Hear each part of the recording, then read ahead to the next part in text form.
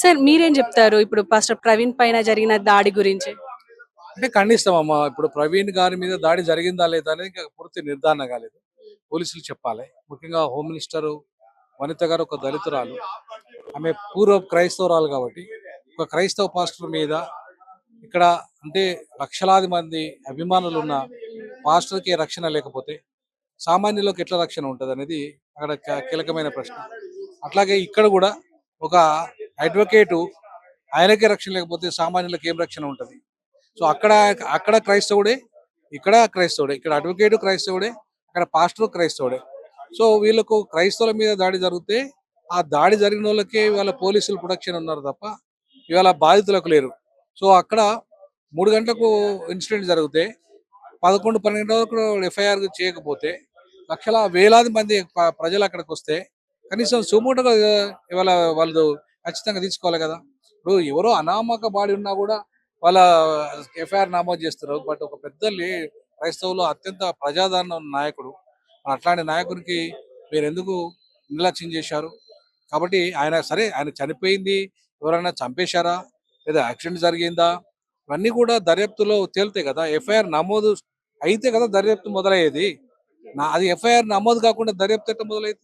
అక్కడ clues teams పోవాలి, అక్కడ ఏం జరిగింది ఎక్స్పర్ట్స్ పోవాలి. ఇవన్నీ చేయాలంటే ఎఫ్ఐఆర్ కావాలి ఫస్ట్. అదే కాకపోతే ఎట్లా? అంటే ఇప్పటి వరకు అసలు ఎఫ్ఐఆర్ నమోదు చేయలేదు సార్. ఫ్యామిలీ అంతా కుటుంబం అంతా పోయిన తర్వాత ఎఫ్ఐఆర్ నమోదైంది. ఎఫ్ఐఆర్ నమోదు తర్వాతనే వాళ్ళు పోస్ట్ మార్టం చేశారు. పోస్ట్ మార్టం తర్వాత ఇప్పుడు పోస్ట్ మార్టం రిపోర్ట్ వస్తుంది ఇంకా గంటలు అంటున్నారు. అది ఇంకా పూర్తి వివరాలు ఇంకా తెలియదు. తెలిసిన తర్వాత పూర్తి స్థాయిలో మనం దాని మీద మాట్లాడవచ్చు. అంటే సార్ ఖచ్చితంగా హత్య జరిగింది అనైతే అంటున్నారు. మొత్తం అంటే ఆంధ్ర రాష్ట్రంలో మనం చూస్తున్నాం. ఇప్పుడు హత్య జరిగిందా జరగలేదా అనేది నువ్వు నేను చెప్పాల్సింది కాదు. అది దర్యాప్తు సంస్థలు చెప్పాలి. పోలీసు అనేది ఒక మనం పెట్టుకున్న దర్యాప్తు సంస్థ. సో న్యాయ వ్యవస్థ అనేది మనం ఏర్పరచుకున్న న్యాయ వ్యవస్థ. సో దర్యాప్తు సంస్థ తీసుకొచ్చిన సమాచారాన్ని బట్టి న్యాయ వ్యవస్థ ఒక అభిప్రాయానికి వస్తుంది. కాబట్టి వాళ్ళ పోలీసుల మీద ప్రధాన బాధ్యత ఉంటే దానికి హోమ్ మినిస్టర్ బాధ్యత వహించాలి. అనిత గారు ఎవరైతే హోమ్ మినిస్టర్ అక్కడ హోమ్ మినిస్టర్ ఉన్నారో వారు ప్రధాన బాధ్యత వహించాలి.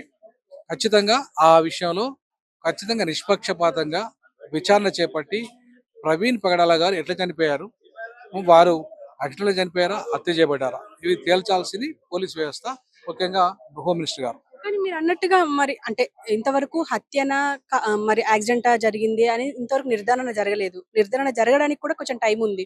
కానీ ఇప్పుడే ఎందుకు అంత రచ్చ చేస్తున్నారు అని చెప్పేసి ఒక ప్రశ్న.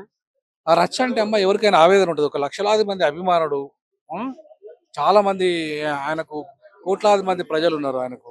సో అభిమానులు ఉన్నారు. సో వాళ్ళంతా కూడా ఆవేదనలో ఉన్నారు కదా. ఆవేదనలో ఉన్నప్పుడు కొంత ఆవేశంగా మాట్లాడతారు. కానీ దాన్ని ప్రభుత్వం ఆవేశం తీసుకోదు కదా. ప్రభుత్వం నిష్పక్షపాతంగా దర్యాప్తు చేసి న్యాయం చేయాలి. అంటే ఆయన 2 నెలల క్రితం నుంచి ఆయన అంటే ఒక మెసేజ్ అయితే పాస్ చేస్తున్నారంట. అంటే నా మీద థ్రెట్ ఉంది అని చెప్పేసి. అలా అవ్వడానికి గల కారణాలు ఏమై ఉండొచ్చు? అదే మతాలు అన్నప్పుడు కొంచెం సెన్సిటివ్ వ్యవహారం కాబట్టి ఆ విషయంలో థ్రెట్ జరిగింది కాబట్టి ఆ విషయంలోనే తగు నిర్ధారణ చేపట్టి ఎవరు ఎవరు దానికి బాధ్యత వహించారు, అయిందా కాలేదని తగు విచారణ చేపట్టి న్యాయం చేయాల్సిందిగా డిమాండ్ చేస్తారు. సార్ మీరేం చెప్తారు అసలు ప్రవీణ్ పగడల గురించి? అంటే ఆయన పాస్టర్ గా ఎంతో మందికి ప్రవచనాలు చేసి ఉంటారు. అంటే కక్ష ఏమైనా ఉండే అవకాశం ఉందంటారా? అంటే హత్య అని అంటున్నారు కాబట్టి అసలు ఇంతవరకు నిర్ధారణ కాలేదు గానీ. హత్య అని మేము అనట్లేము, అనుమాన స్మృతి అంటున్నాం. మేము ఇది హత్య యాక్సిడెంట్ అనేది మేము కూడా చెప్పట్లేము.